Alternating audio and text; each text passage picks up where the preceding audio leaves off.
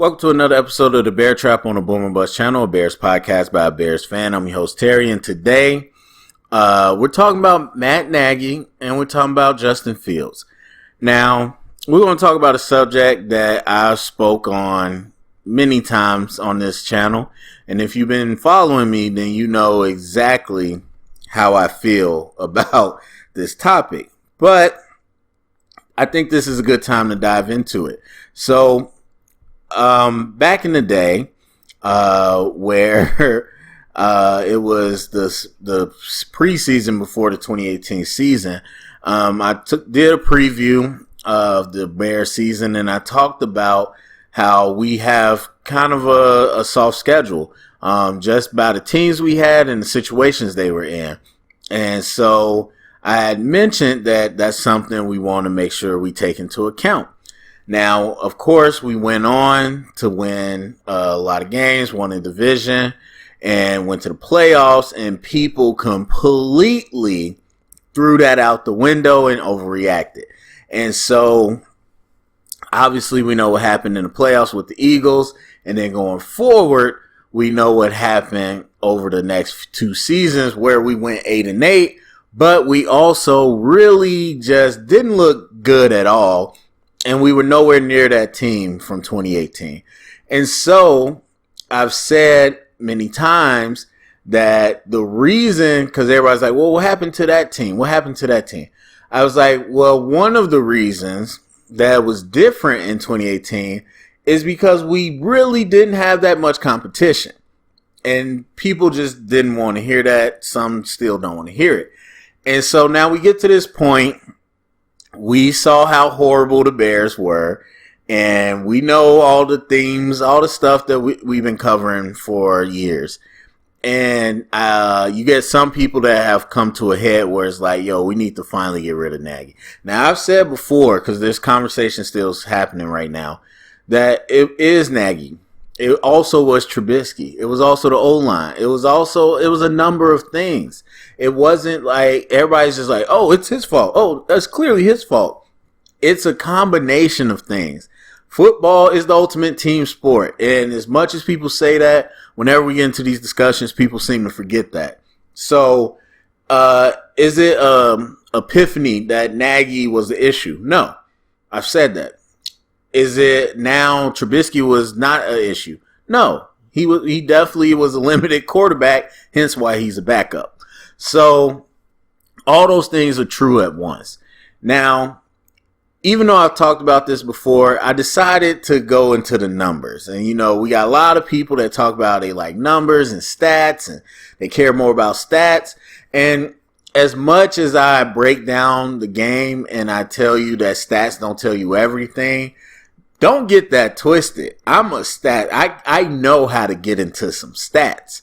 And so when I decide to get into it, I'm going to dig into it. So I was looking this up and I started looking through all these things and I was like, you know what? I'm going to bring this to the table because it is pretty interesting. Even though I can tell what I saw in the context, looking at the numbers helps provide some clarity to that as well. So what I'm going to do is walk you through some of these numbers, and, you know, you can have a feeling for yourself. So, with all that being said, I'm going to go ahead and get this started. All right. So the first thing that we have, and I apologize for the weird, I don't know, it copied weird where it has this little shadow on it. But anyway, the first thing we have is the average wins by our opponent.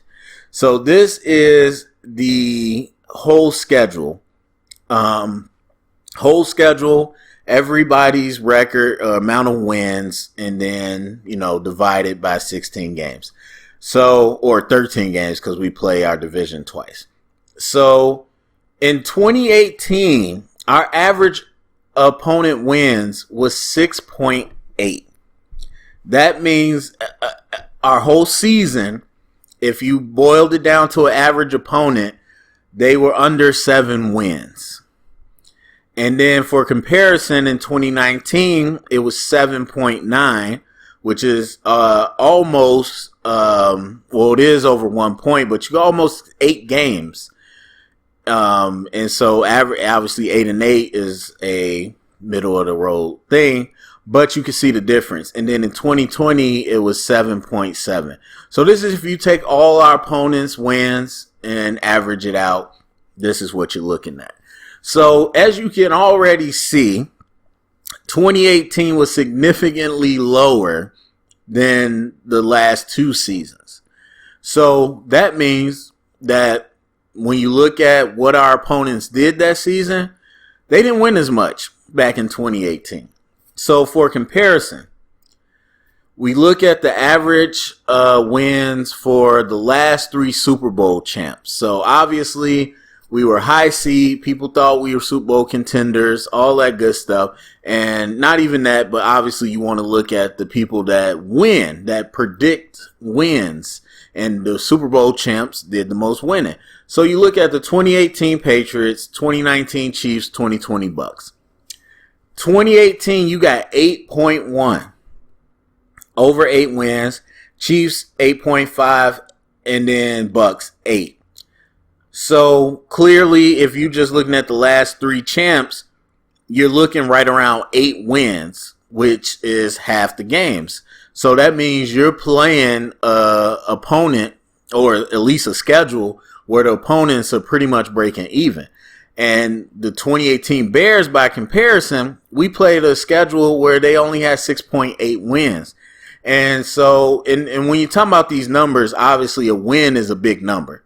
The difference between 10-6 and 9-7, or 9-7, 8-8, you know, we know those are big numbers. So when you're talking about one full win, that's a very significant difference when looking at the whole average of the schedule.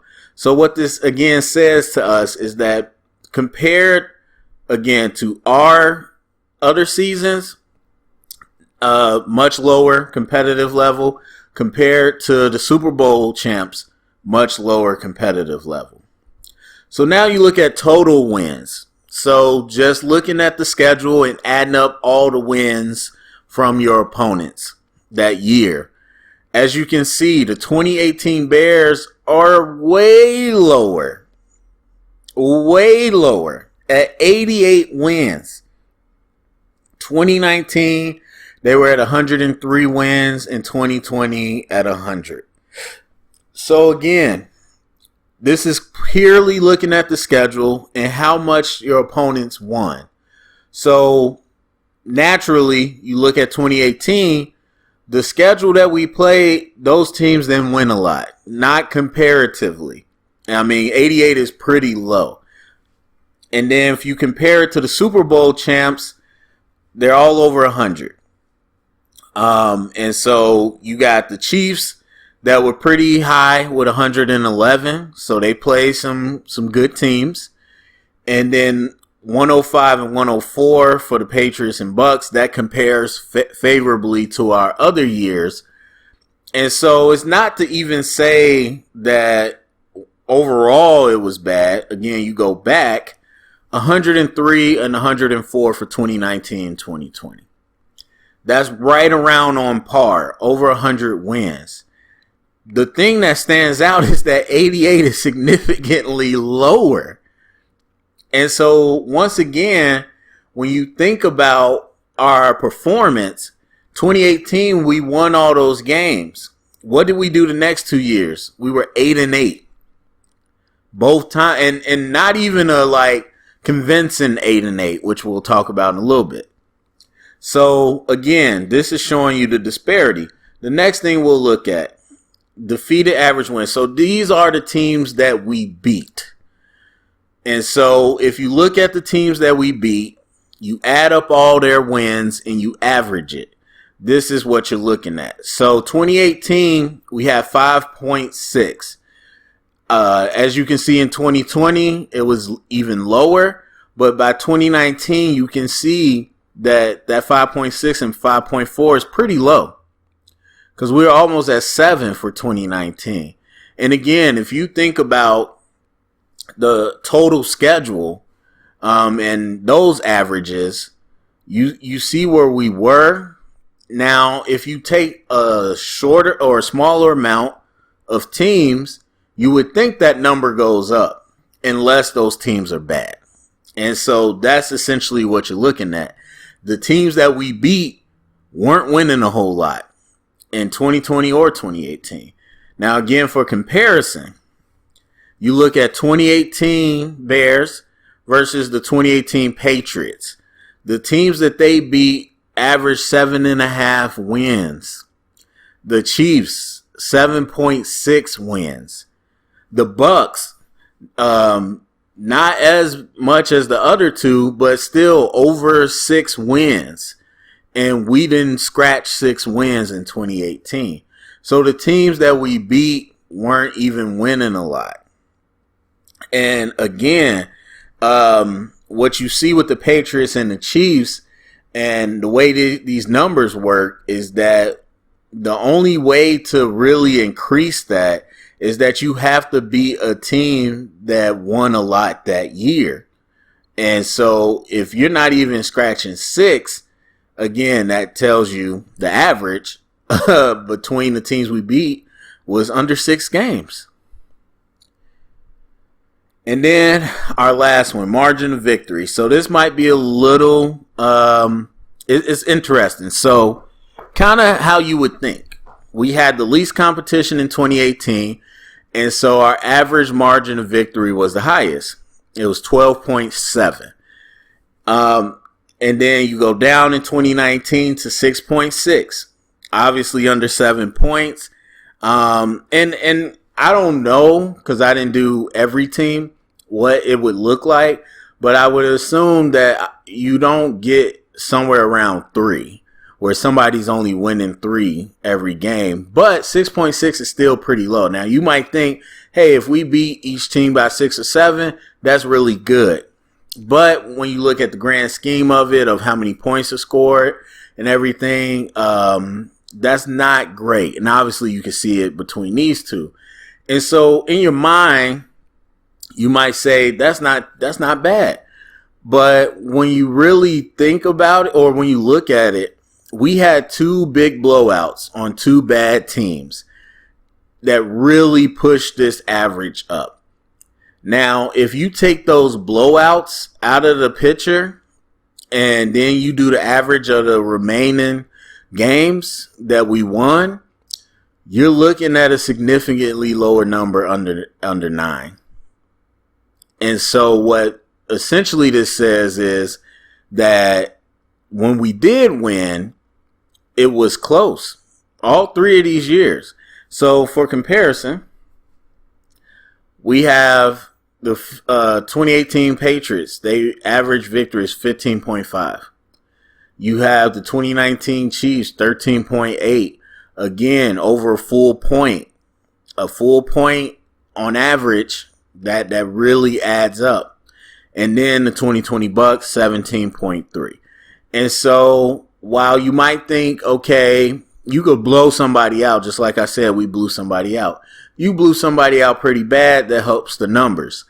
Yes, if you're looking at 1 game, or even maybe 2. You know, 1 game is a result, but when you got 16 games, that's a pattern. And so when you average these things out, that's telling you kind of how, I mean, not even kind of, that's telling you how you're performing. That trend, you know, that's not a one-time fluke.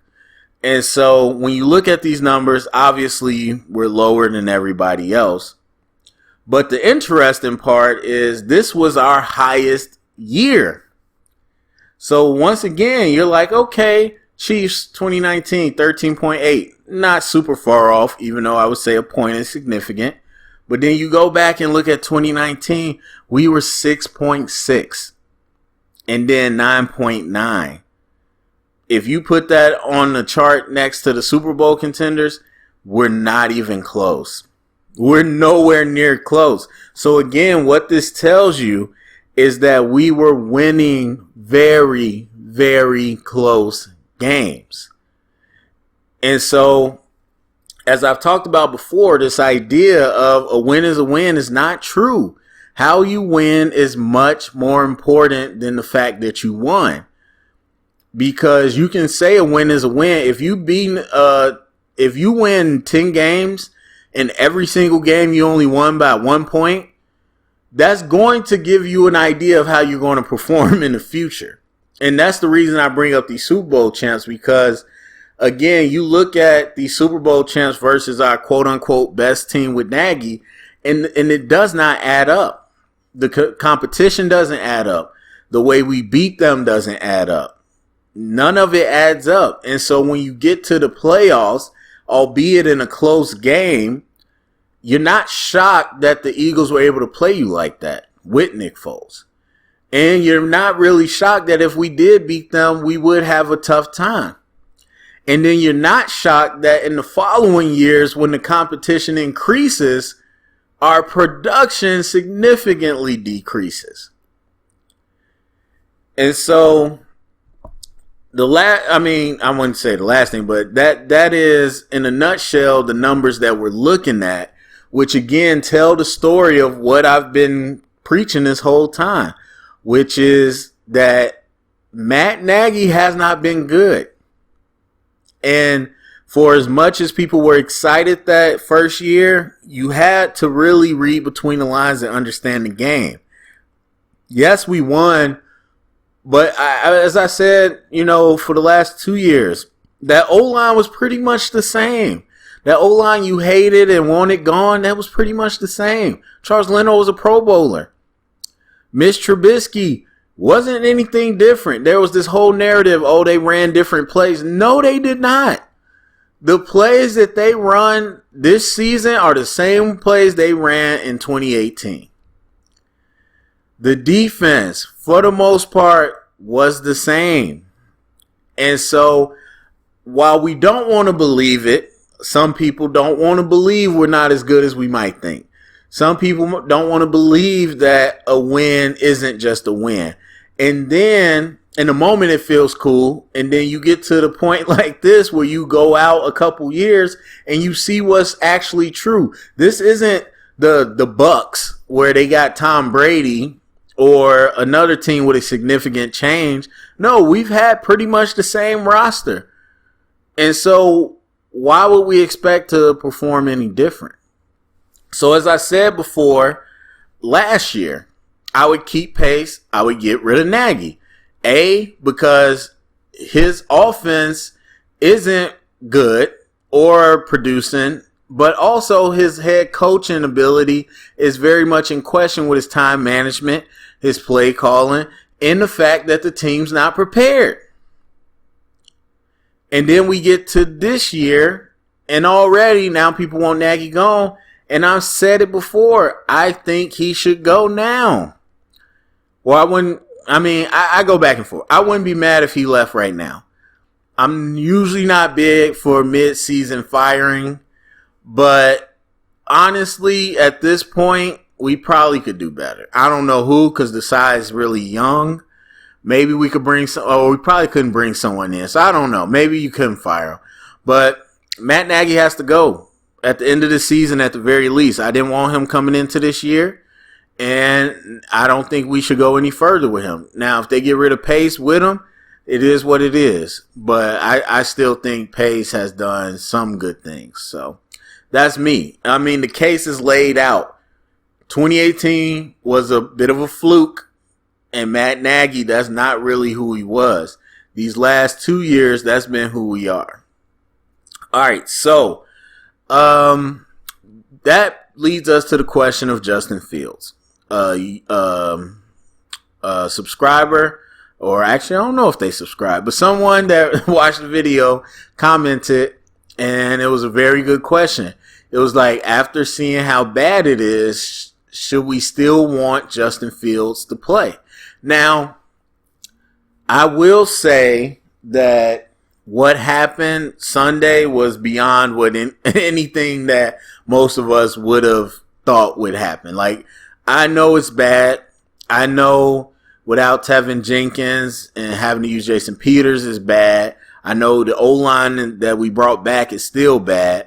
And I know the offense is bad. I know all these things. I know Justin Fields is a rookie, but I never would have thought we would have had net negative yard or 1 yard, whatever it was. It was just ridiculous.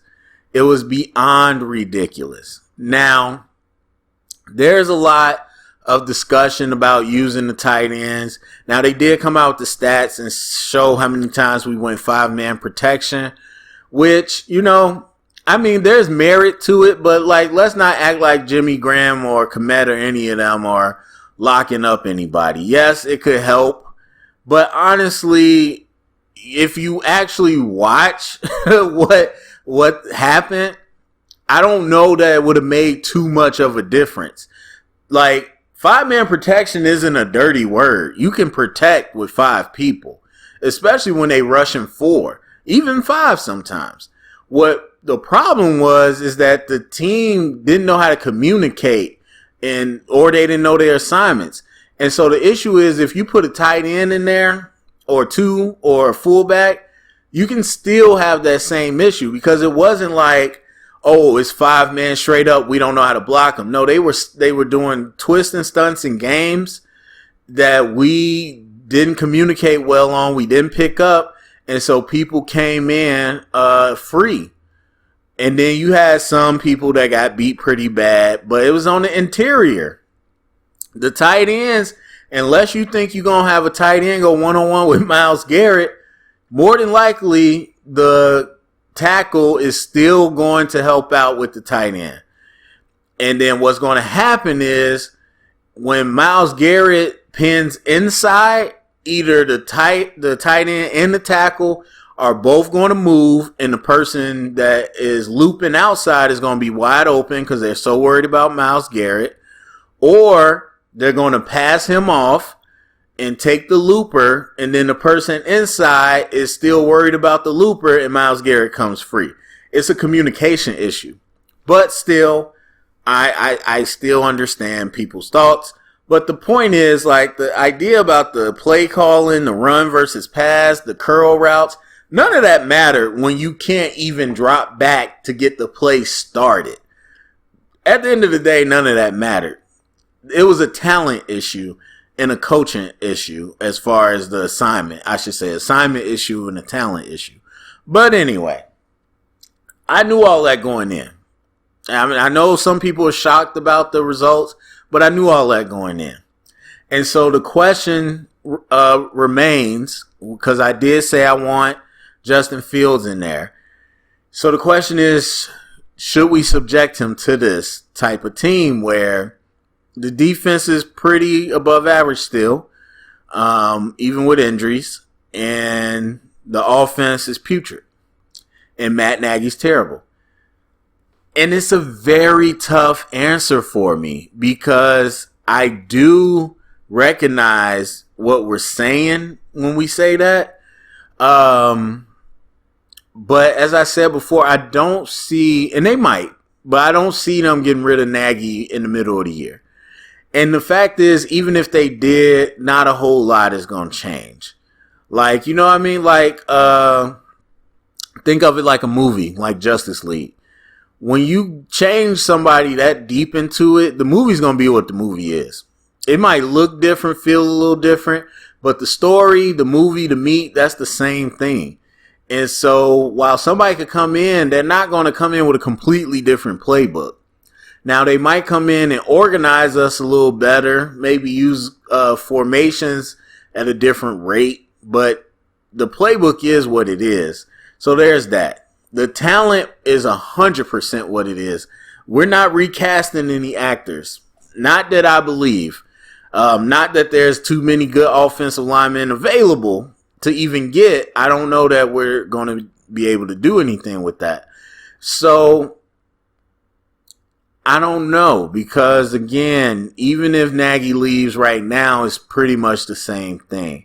Now, I do want Justin Fields to get experience and seeing some of these defenses, but I go back to exactly what I said this summer.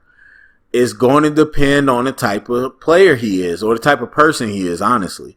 And I said, I'm guessing when I say I want him to start. I think he's the type that can handle it. But I don't know. I really don't know. I mean, from what I've seen, Even though I really wouldn't count much from the Browns, from what I've seen, I don't know that he's reading defenses that quickly. I definitely think he's starting to develop some ghosts, same as Mitch Trubisky. He's still more patient in the pocket and has better poise than Trubisky, but you can tell his clock is getting sped up. He's being affected by how poor they're doing.